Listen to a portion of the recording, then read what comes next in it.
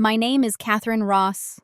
I'm in my late 30s now, and for most of my adult life, I've worked in environments where reliability is valued more than visibility. Corporate rooms with glass walls, calendars that never sleep, and conversations that happen after you leave the room. I've been called steady, low maintenance, someone who doesn't need managing.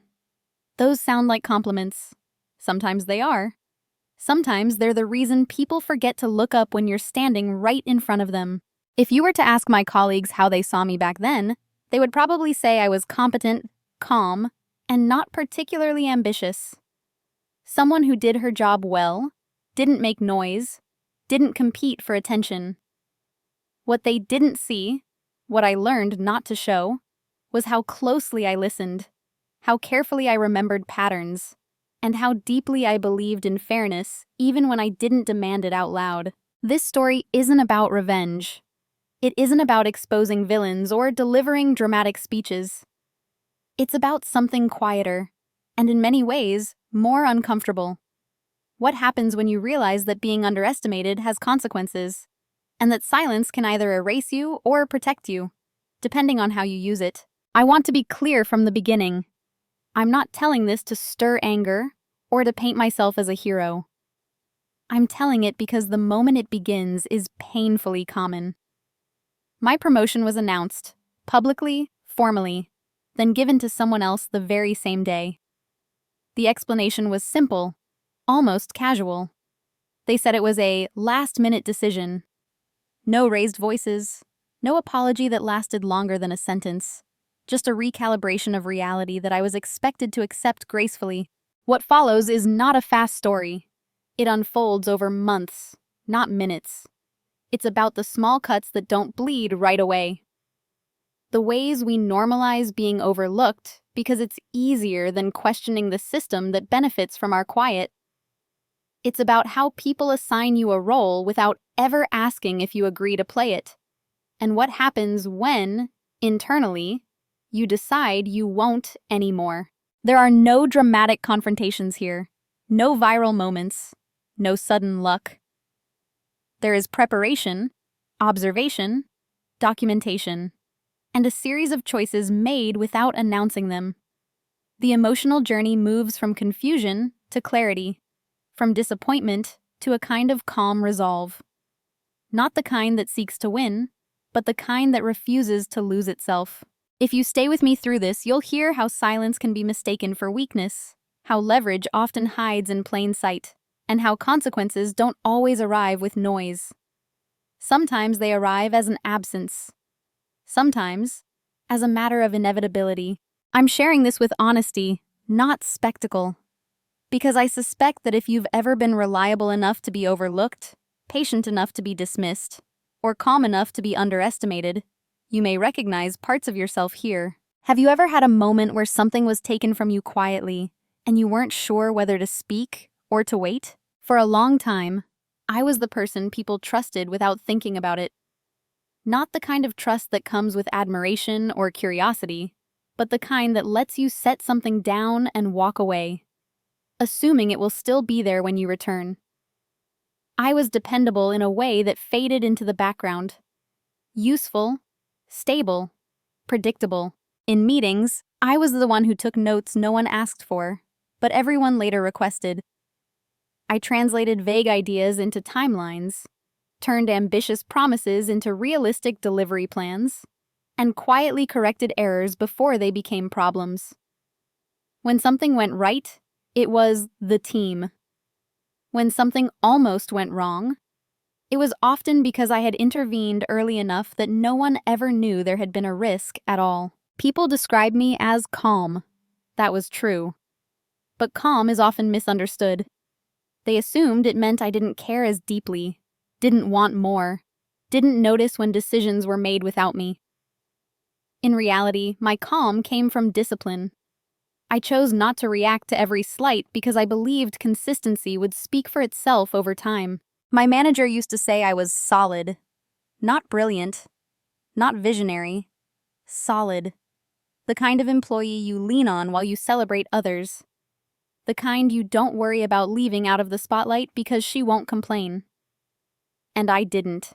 Not because I didn't feel the sting, but because I had internalized the idea that good work naturally rises.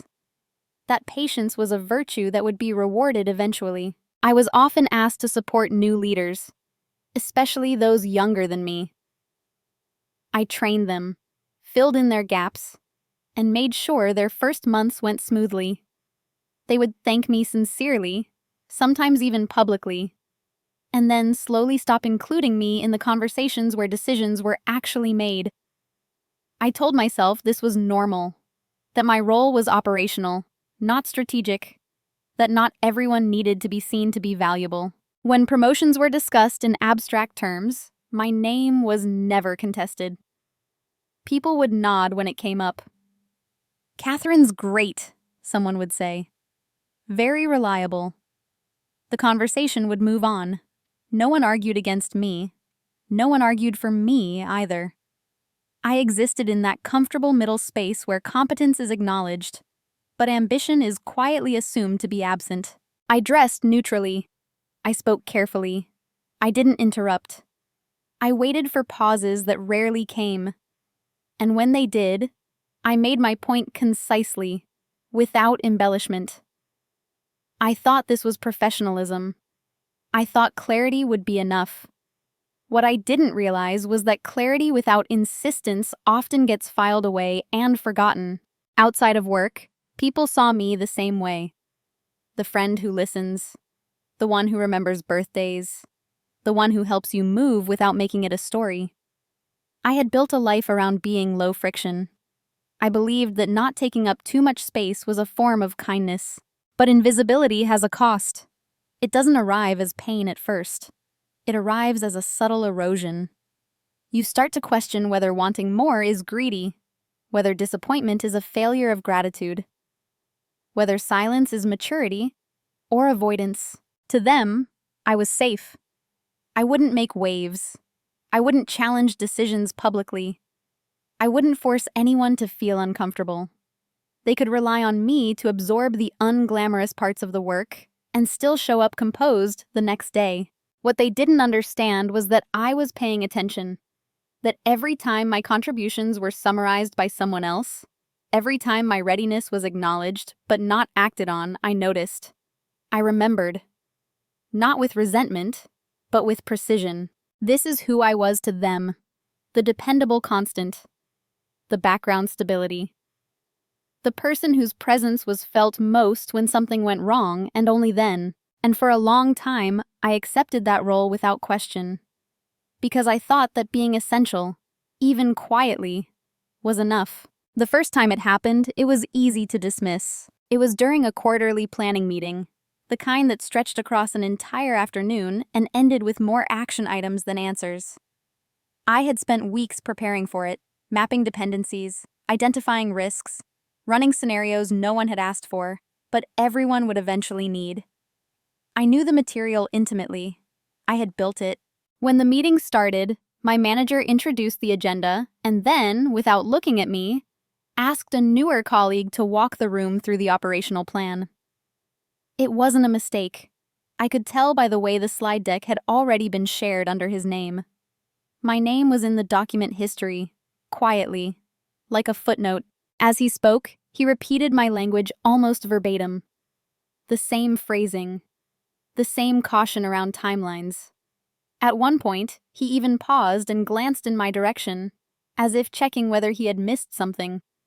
I gave a small nod. He continued. No one questioned why he was presenting work he hadn't authored. No one acknowledged the shift.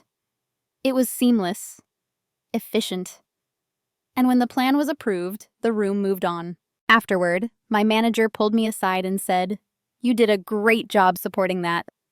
Supporting. Not leading. Not owning. Supporting. I remember smiling and saying, "Of course." Because that was the correct response. Because calling it out would have seemed petty. Because it was, in theory, a small thing. One meeting. One presentation. But that evening, as I replayed the day in my head, something felt off. Not anger. More like a quiet dissonance. I realized that the story of my work had been told without me in it. and that everyone seemed comfortable with that version. I told myself it was situational. That may have made sense politically. That visibility would come later. I reminded myself that I wasn't someone who needed credit to feel secure, that my value wasn't dependent on recognition. Still, I started to notice changes. Small ones.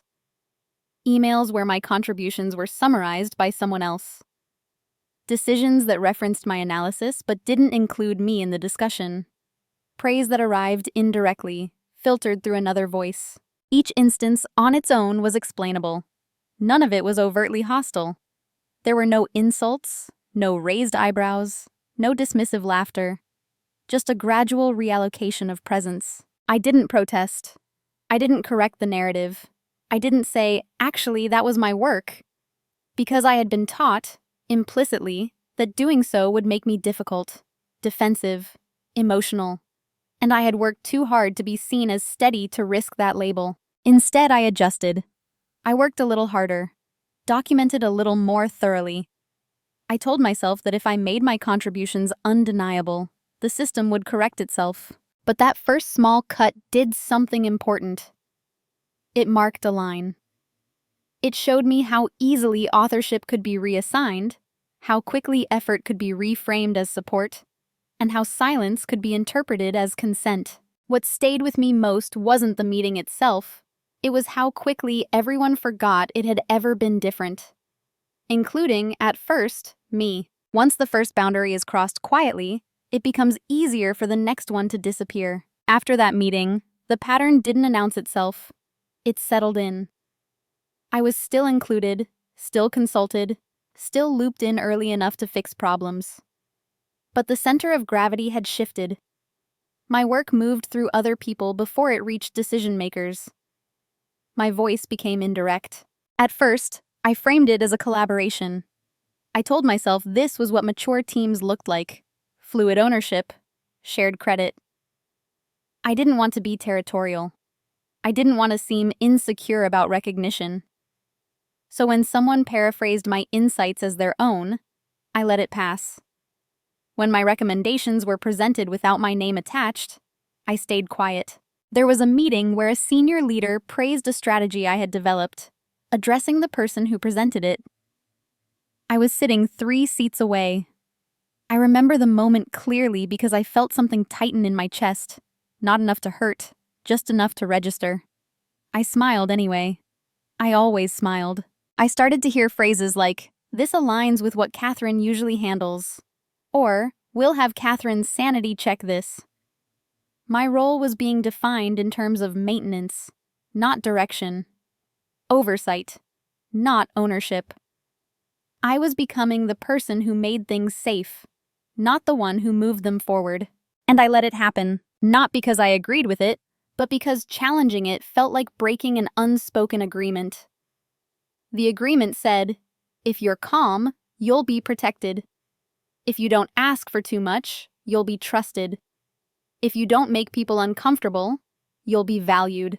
I told myself that respect didn't need to be visible to be real. That influence could be quiet. That power didn't always look like authority. These ideas weren't entirely wrong, but they were incomplete. And I was using them to justify staying still. What made it harder was that no one was explicitly unkind. People were friendly. They asked for my input. They thanked me. The environment was polite, even warm, which meant that any discomfort I felt seemed unreasonable by comparison. How could I complain when everyone was so nice? So I normalized it. I adjusted my expectations downward without admitting that I was doing it. I stopped imagining myself in leadership roles and told myself I preferred depth over visibility.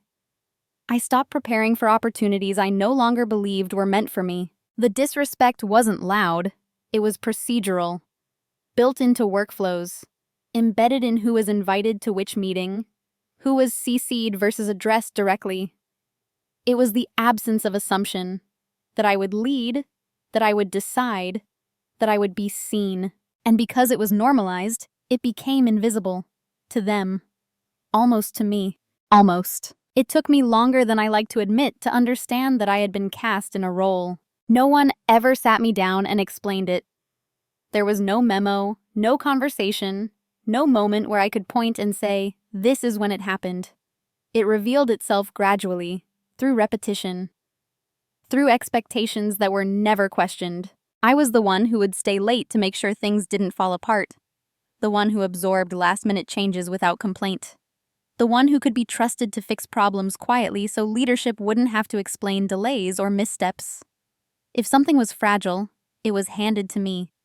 If something was high profile, it went elsewhere. People began to speak to me in a certain tone, reassuring, almost parental. "We know you'll handle this. You're so good at keeping things running. We couldn't do this without you." Statements that sounded like appreciation, but functioned more like containment. They praised my reliability in ways that subtly discouraged me from wanting more. When new initiatives were announced, I was looped in after the direction had already been set. My job was to operationalize, not to question, to refine, not to redefine. And because I was good at that work, the role hardened around me. I remember one conversation in particular. A colleague, well-meaning, senior, candid, said, "You're kind of the backbone of this place." He smiled when he said it, as if offering a compliment. And I thanked him. But later, alone, the word backbone echoed uncomfortably. Backbones don't choose where the body goes. They just support the movement. I realized then that I was being valued for my endurance, not my direction. For my steadiness, not my judgment. The role I had been assigned was the reliable constant, the one who made others look capable by ensuring nothing broke. And I had accepted it because it aligned with how I saw myself. Responsible. Measured. Useful. I told myself that leadership didn't need to be loud, that influence could be exerted from the margins. But the truth was simpler and harder. I had been placed where I wouldn't disrupt anyone else's trajectory. What made this role particularly effective was that it came with moral praise. Being dependable was framed as virtuous. Wanting recognition was framed as ego. Ambition, especially expressed quietly, was treated as something slightly suspect. So I stayed in my lane. I did excellent work. I protected the system that was slowly teaching me I didn't belong at the center of it. By the time the promotion cycle came around, the narrative was already written. I was essential, but not promotable. Trusted, but not considered. Too valuable for me to be moved. And the most difficult part wasn't that others believed this. It was that, for a while, so did I. The day something shifted didn't look important from the outside. There was no confrontation, no announcement, no moment where I decided to change everything. In fact, if you had watched me that day, you would have seen the same version of me you always did. Composed, prepared, attentive. I went to meetings. I answered emails. I solved problems. But internally, a quiet line moved. It happened in a conference room just before lunch. The promotion had been announced that morning. My name read aloud. A brief pause, polite applause. I remember the way my manager smiled at me, as if to say, "Finally." And for a few hours, I allowed myself to believe it. Not celebrate, just believe. Then, shortly before noon, I was asked to step into a smaller room. The explanation came carefully, rehearsed. There had been a last-minute decision. Leadership felt someone else was a better fit right now. They emphasized how valued I was, how much they still wanted me exactly where I was. They said it wasn't a reflection of my performance. I listened without interrupting. I nodded at the appropriate moments. I asked one clarifying question. Not why, but what changes. The answer was vague. Nothing, really. Except the title. Except for the future. When the conversation ended, I thanked them for their transparency.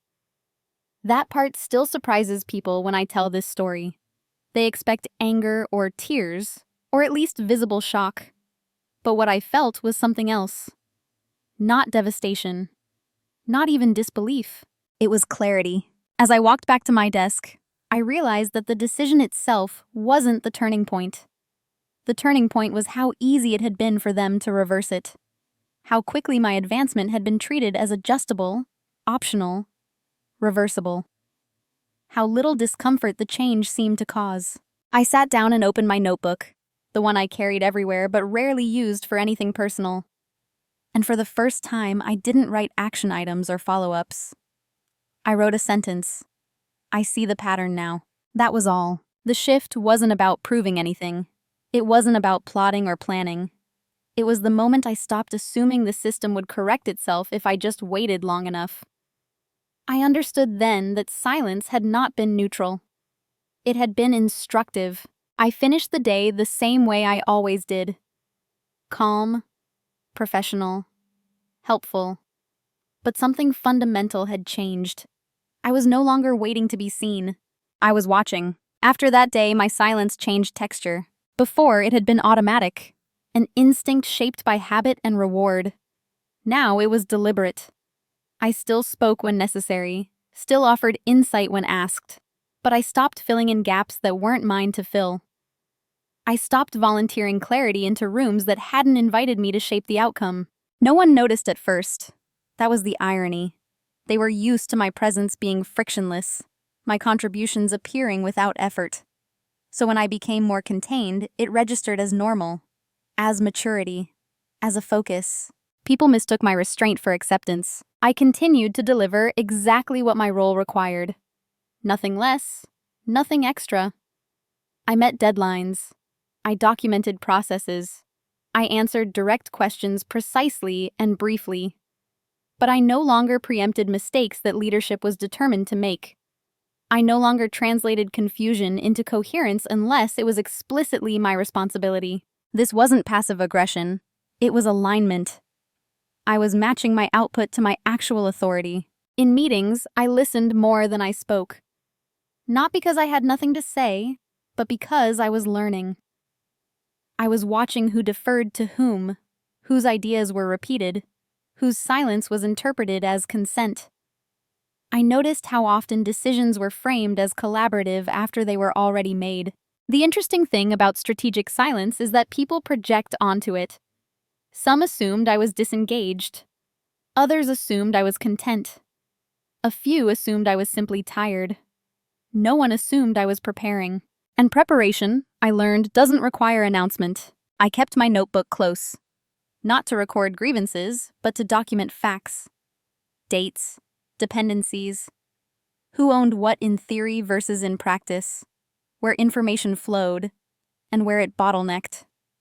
I wasn't collecting ammunition. I was building a map. There was a calmness in this phase that surprised me. Without the constant effort of proving my worth, I had more energy to observe. Without the hope of recognition, disappointment lost its edge. I wasn't withdrawing. I was repositioning. When people praised my grace after the promotion reversal, I accepted the compliment without correcting them. Grace, after all, can look a lot like patience. And patience, when misunderstood, creates space. They thought my silence meant I had agreed to stay where I was. They didn't realize it had become a choice. What they never noticed was how much of the system ran through me. Not because I was important in a dramatic way, but because over the years, I had become a quiet intersection. Processes passed through my inbox. Decisions were based on my documentation. External partners trusted my follow-through more than any org chart. I had been careful, consistent, and precise, and that had created a kind of structural familiarity no one had bothered to name. While they assumed I was simply doing my job, I was learning exactly how my job fit into the larger machine. I knew which reports were built on assumptions I had validated, which timelines only worked because I had negotiated flexibility behind the scenes, which strategic initiatives depended on operational shortcuts that lived in my head and my files. None of this was secret. It was just unexamined. I began to formalize what had previously been informal. I documented workflows in neutral language. I clarified ownership in shared documents. I archived email threads that showed how decisions were actually made, not how they were later described. This wasn't about leverage in the dramatic sense. It was about accuracy. I also started to notice how often my judgment was used without attribution. How often leaders leaned on my risk assessments while presenting confidence as their own. I didn't correct them. I noted it.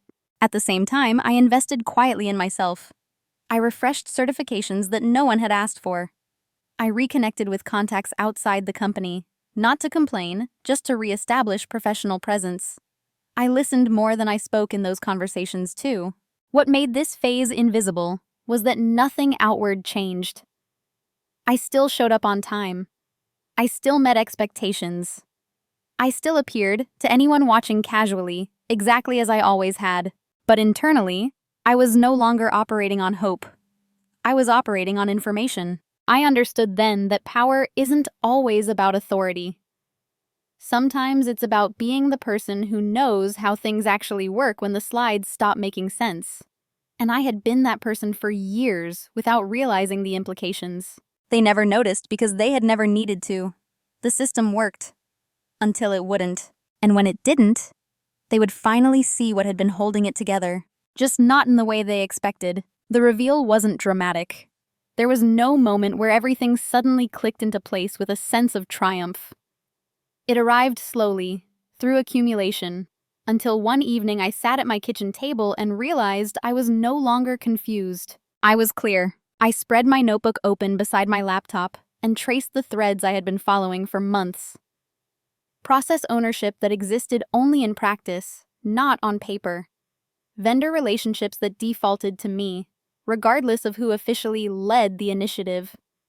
Risk approvals that relied on my sign-off, even when my role didn't explicitly require it. What I saw wasn't a weakness in the company. It was a dependency. One that had grown quietly because I had been reliable enough to make it invisible. The private reveal was understanding that my value wasn't abstract. It was operationally specific. If I stepped back, not emotionally, but structurally, certain things would slow. Questions would surface.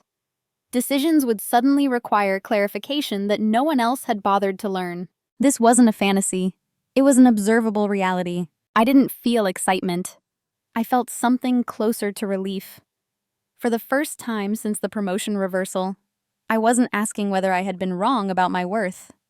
I was asking what responsibility I had to myself now that I understood it. I also saw something else, equally important.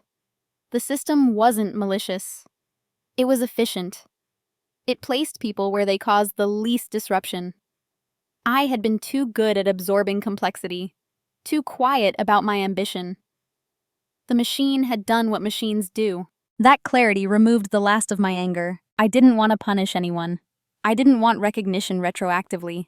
I wanted alignment between what I gave and what I received, between my role and my reality. An alignment, I realized, would require change, not demanded, executed. I closed the notebook that night without writing a conclusion. I didn't need one. The path forward didn't require emotion. It required a decision, and I was ready to make it. There is a moment, quiet, unmarked, when understanding turns into responsibility. Clarity, on its own, is passive. You can see the truth and still choose comfort. Still choose familiarity. Still choose to stay where the ground is uneven, but known. For weeks after my private reveal, I existed in that in-between state. I understood the system. I understood my place in it. And I understood, finally, that nothing was going to change unless I moved first. The decision point didn't arrive with urgency. It arrived as a question I could no longer avoid. If nothing changes, can I live with the person I will become by staying? That question followed me everywhere. Not loudly. It didn't interrupt meetings or keep me awake at night. It surfaced in small, inconvenient moments, while approving a process I had designed but no longer owned. While watching someone else receive credit for stability they didn't understand. While hearing my name used as shorthand for reliability rather than leadership. I realized something unsettling. I wasn't angry anymore, but I was starting to disappear. Not from the company, from myself. I had spent years shaping my identity around being reasonable, adaptable, and patient. Those qualities had served me well. They had kept me respected, trusted, but they had also kept me contained. And containment, over time, becomes a form of erosion. So I began to examine my options with the same discipline I applied to my work. Option 1 was the most obvious. I could confront the situation directly, request a meeting, lay out my contributions, ask why the promotion had been reversed, advocate for myself explicitly. Many people would say this was the mature path, but when I imagined it honestly, I saw the outcome clearly. In the best case, I would receive reassurance, promises, a revised timeline. Worst case, I would be labeled difficult, emotional, suddenly ambitious in a way that disrupted the narrative they were comfortable with. Either way, I would still be operating within a system that had already shown me how easily it could reframe me. Confrontation would create conversation, not change. Option 2 was to wait, to continue performing flawlessly, and hope that eventually, someone would notice the imbalance and correct it. This was the option I had lived inside for years without naming it. But waiting required faith. Faith that the same structure that benefited from my silence would one day reward it. Faith that fairness would emerge organically from convenience. And I no longer believed that. Option 3 was to leave, cleanly, quietly. Take my experience elsewhere, and let the company feel the absence in hindsight. This option tempted me more than I expected. There was dignity in it, finality, but it also felt incomplete. Leaving without recalibrating the narrative meant carrying the same pattern forward. Different environment, same role, new faces.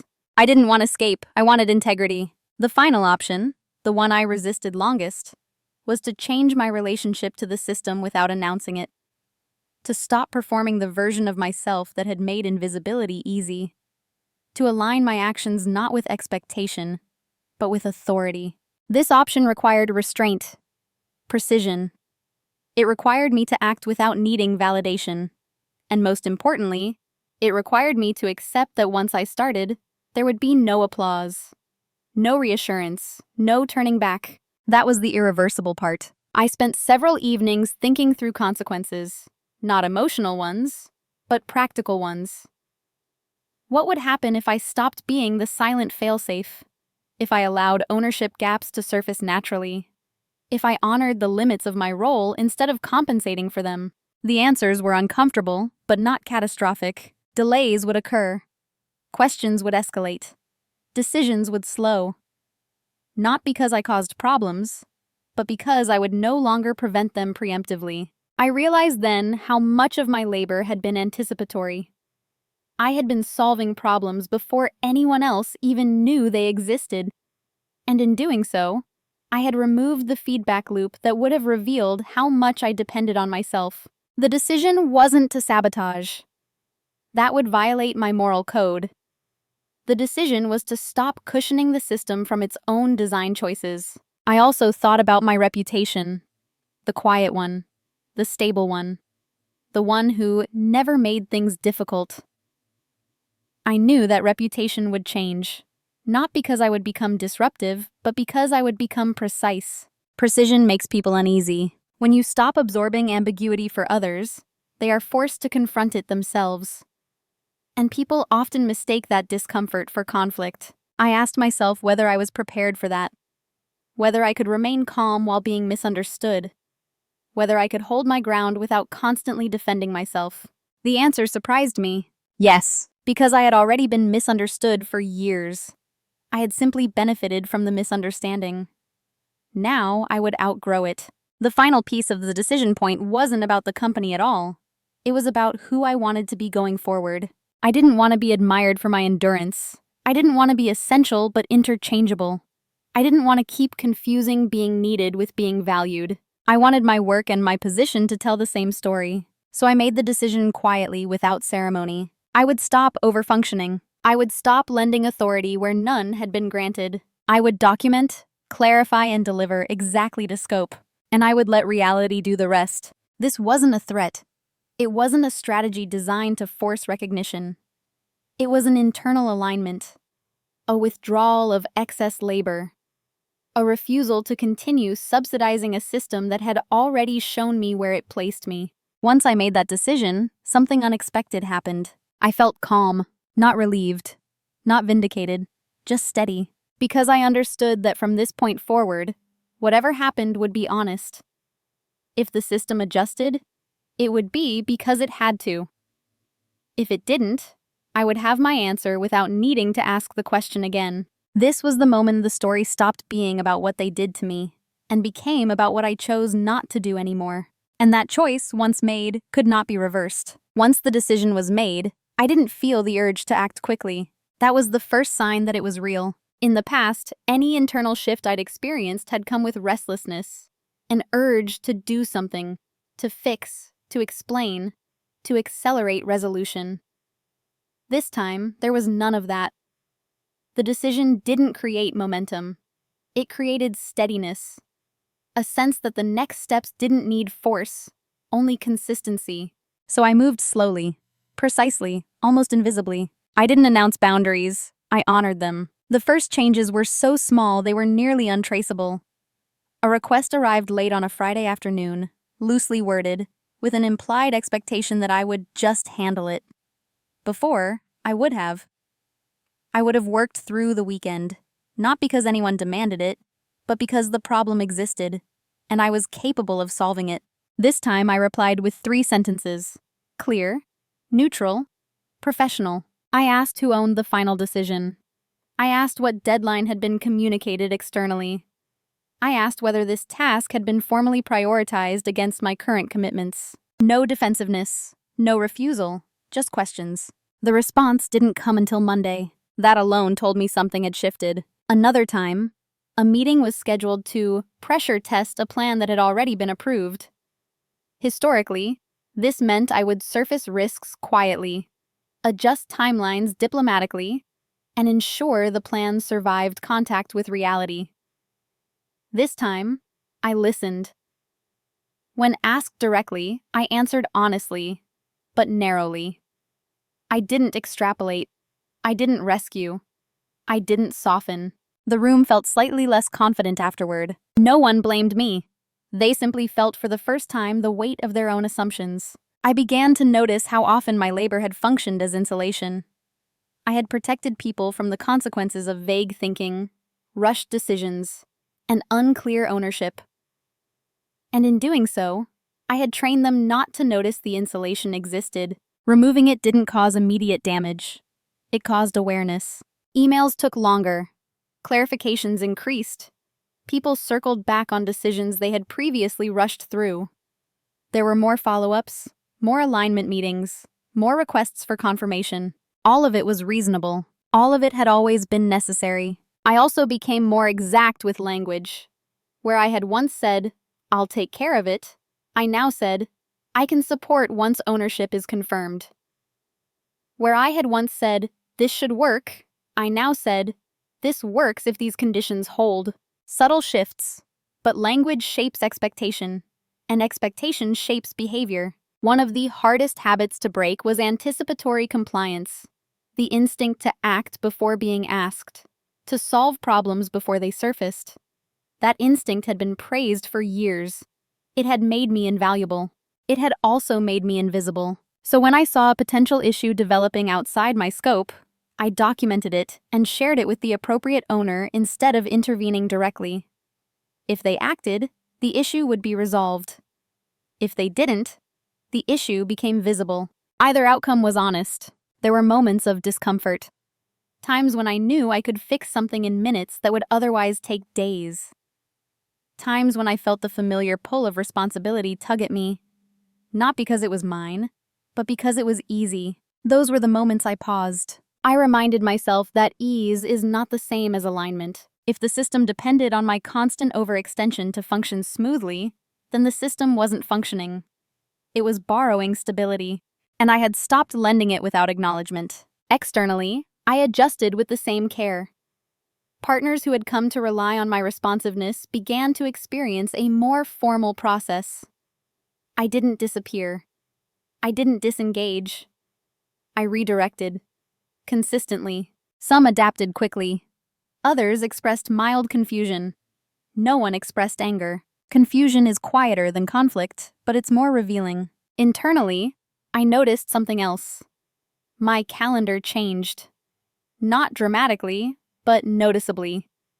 Fewer emergency meetings, fewer last-minute requests, more clearly scoped conversations.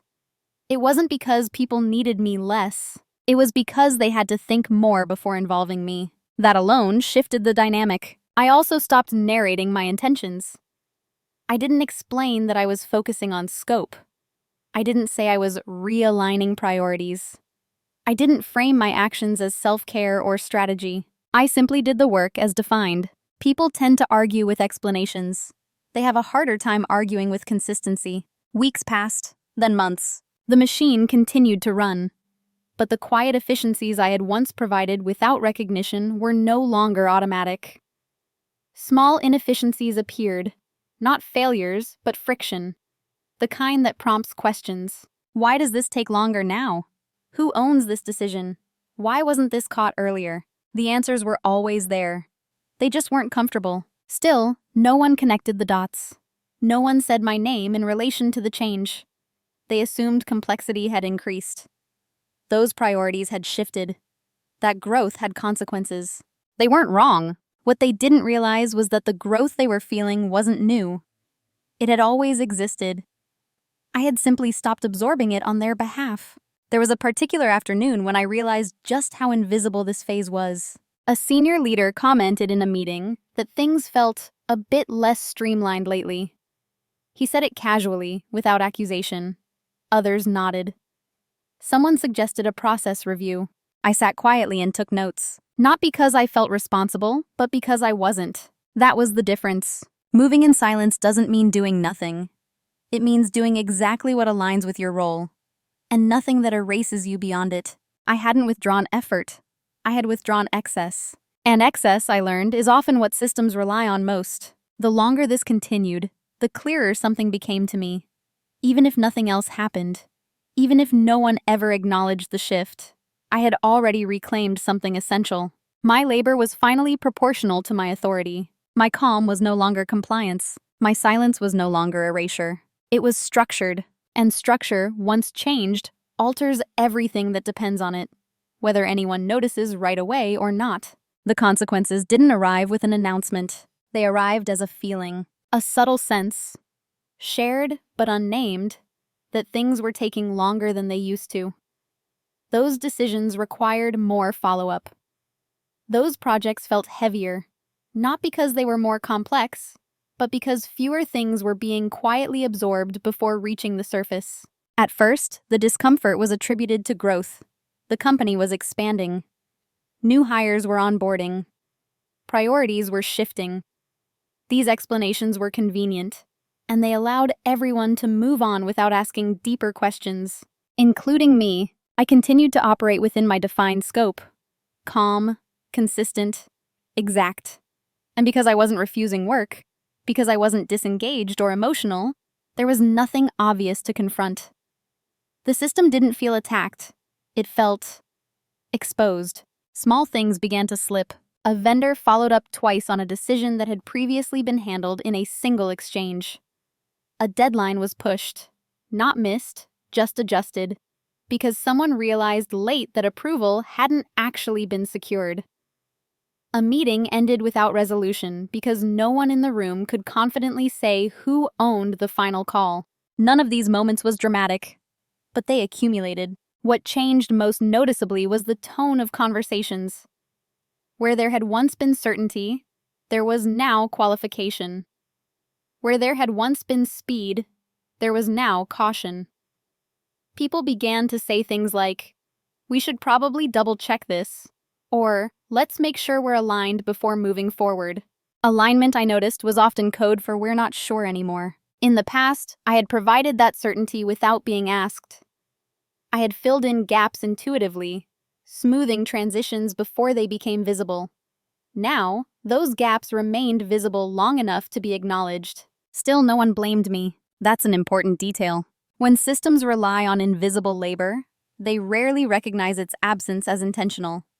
They interpret it as a change in environment, not a change in behavior. And so the early consequences were diffuse. No single person felt responsible. No single decision could be traced back to a missing piece. Instead, there was a general sense of friction. I began to notice colleagues pausing mid-sentence in meetings, as if expecting someone to complete the thought. They didn't look at me directly, but there was a moment of searching, a hesitation. Then they would continue, less confidently. Emails grew longer. More people were CC'd. Questions were asked that had previously been assumed away. This wasn't a failure. It was feedback. And feedback, when it finally surfaces, is rarely welcomed. One afternoon, a project lead stopped by my desk, casually, smiling, and asked if everything was okay. She phrased it gently, as concern rather than accusation. I assured her it was. Because it was. What she meant, I realized, was, why doesn't this feel as easy as it used to? I didn't offer an explanation. Explanations would have centered me as the variable. And I wasn't interested in that. The point wasn't to be noticed. The point was to stop compensating. As weeks passed, the consequences became more tangible. A process review was scheduled. Not because anything had gone wrong, but because things felt less efficient. Leadership wanted to understand where delays were coming from, where handoffs were breaking down. I attended the review as a participant, not a driver. That alone changed the room. People spoke in hypotheticals. They referenced workflows abstractly. They used phrases like usually and I think. When questions arose about why certain steps existed or who had designed them, there were pauses. I answered when asked, factually, without embellishment. I clarified what I owned and what I didn't. Each clarification narrowed the field. By the end of the meeting, it was clear that several assumptions had been built on informal practices that had relied heavily on my discretion and availability. No one said my name out loud, but it hovered in the space between sentences. Afterward, I overheard two colleagues in the hallway. One said, "Things just feel more complicated lately." The other replied, "Yeah, I don't know why." Oh, I did. But knowing doesn't obligate explanation. The most interesting consequence wasn't operational. It was emotional. People became more cautious around me. Not distant, just attentive. They phrased requests more carefully. They confirmed expectations instead of assuming them. Some even asked, "Is this something you can take on? Or should it go elsewhere?" That question had never been asked before. It was a small thing, but it mattered. For years, my availability had been assumed. Now my consent was required, and that subtle shift redistributed responsibility in ways no policy ever could. There was also a quiet grief in this phase, not mine but theirs. I saw it in the way certain leaders hesitated before making decisions, in the way some colleagues looked momentarily uncertain when outcomes weren't as smooth. They weren't angry. They weren't resentful. They were adjusting. Adjustment is uncomfortable when you've benefited from something without realizing it existed. At one point, a senior manager commented in a leadership sync that operations felt less intuitive lately. He said it with a frown, not accusatory, just puzzled. Others nodded.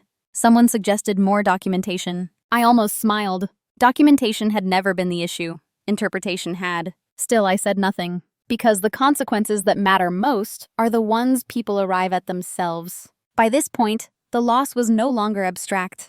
It was measurable. In time, in confidence, in certainty. Not catastrophic, but undeniable. And still, no one came to me with anger. That was the final confirmation I needed. I hadn't broken trust. I had simply stopped replacing structure with sacrifice. The system was now experiencing the true cost of its design. And costs, once felt, tend to demand answers. Just not immediately. Not yet. By the time anyone tried to fix it, the shape of the problem had already changed. What began as mild friction slowly sharpened into urgency. Not panic, at least not yet, but a noticeable shift in tone. Meetings that once ended with confidence now ended with follow-ups. Timelines that had felt optimistic were suddenly described as aggressive. Leadership started asking not just what was happening, but why it felt harder than it used to. The first attempts to fix things were procedural. More checklists, more standing meetings, more layers of review. None of it addressed the underlying issue, because the underlying issue wasn't the process. It was dependency. They were trying to restore smoothness without understanding what had created it. I watched this unfold with a strange mix of detachment and recognition. Detachment, because I was no longer carrying the weight of correction. Recognition, because I could see exactly where the strain was coming from. I had lived inside it for years. At some point, someone noticed the pattern. Not directly. No one said that Catherine used to handle this. But questions began to circle closer to my work. My name came up more often in conversations about stability, continuity, how things used to run. There were quite a few attempts to re-engage me in the old way. A senior leader asked if I could just take a quick look at something outside my scope. A project manager suggested I sit in on a meeting for context, even though the decisions had already been made. These were framed as requests, not expectations, but the familiarity was there. I declined gently, or I redirected, or I asked who owned the next step. Every time, the moment passed without confrontation, but each time the option to quietly revert slipped further away. What they were really trying to fix wasn't the workflow. It was the absence of an unspoken buffer, the absence of someone who would absorb complexity without needing authority, and that absence couldn't be patched retroactively. The realization came slowly for them, but when it did, it was unsettling, because it meant acknowledging that the system had relied on something unofficial, something personal, something that could not be mandated. You can't write a policy that replaces unrecognized care. You can't schedule what was previously volunteered. By the time leadership began discussing role clarity and responsibility in earnest, the conditions had shifted. I was no longer positioned as the quiet constant. I had become, unintentionally, a variable. And variables make people nervous. There was a meeting, closed, senior, serious, where someone asked whether certain responsibilities should be formally reassigned, whether the capacity had changed, whether expectations had drifted. I wasn't in that meeting. That mattered too. They were trying to solve the problem without engaging the source, not out of malice, but because the source had never been named. Fixing it now would require admitting something uncomfortable. That fairness had been deferred, that labor had been unevenly distributed, and that a correction would require more than appreciation. It would require a change. And change, especially late change, threatens existing hierarchies. So the fixes stayed cautious, incremental, safe. Too safe. By the time anyone was ready to ask the real questions, the opportunity for easy repair had passed. Not because I had closed the door, but because the system had already revealed itself to me. And once you see clearly, you can't unsee. They weren't wrong to try to fix it. They were just late. And lateness, in systems built on quiet endurance, carries a cost that can't always be reimbursed. The confrontation, when it finally came, was almost disappointingly calm. There was no raised voice, no dramatic reveal, no moment where anyone confessed to wrongdoing. It arrived as a calendar invite with a neutral subject line and a list of attendees that suggested seriousness without urgency. I accepted it without hesitation. The room was familiar. The tone was careful. Leadership thanked me for my time, for my contributions, for my consistency. They spoke about evolving needs and organizational clarity. They asked how I was feeling about my role. I answered honestly, but narrowly. I said I was clear on my responsibilities, that I was comfortable delivering within scope. That clarity had been helpful. There was a pause after that. Not awkward, just telling. They asked whether I felt underutilized. I said I felt accurately utilized. That answer landed harder than I expected, because it reframed the conversation. It removed emotion. It removed the grievance. It left only alignment. Someone asked whether I had noticed changes in how work was flowing. I said I had noticed increased attention to ownership and process, and that I thought it was healthy. No accusations, no defensiveness, just observation. They asked, carefully, whether I would be open to taking on more again, at least temporarily, to stabilize things. That was the moment. Not because it was dramatic, but because it was revealing. The request wasn't framed as a promotion, or a correction, or a rebalancing. It was framed as a favor, a return to the familiar. I declined politely. I said I was focused on maintaining sustainable boundaries, that stepping beyond them again wouldn't be responsible for the team. No one argued. They nodded. They took notes. They thanked me for my honesty. The meeting ended without resolution, and that was the resolution. Confrontation doesn't always end with agreement. Sometimes it ends with recognition. The quiet kind. The kind that doesn't need to be spoken aloud to be understood. I walked out of that room with no sense of victory. Just confirmation. I am not who I was when this story began. Not because something dramatic changed, but because something fundamental aligned. I still work with the same calm. I still value precision, follow-through, and restraint. But those qualities no longer come at the cost of my own clarity. I no longer confuse being agreeable with being ethical, or being needed with being respected. Where I once measured my worth by how much friction I could absorb, I now measure it by how accurately my role reflects my contribution. If something requires my judgment, it requires my authority. If it doesn't, I don't carry it. This has made my life quieter in some ways, and louder in others. Quieter, because I no longer carry unspoken resentment or second-guess my instincts. Louder, because when I do speak, it lands.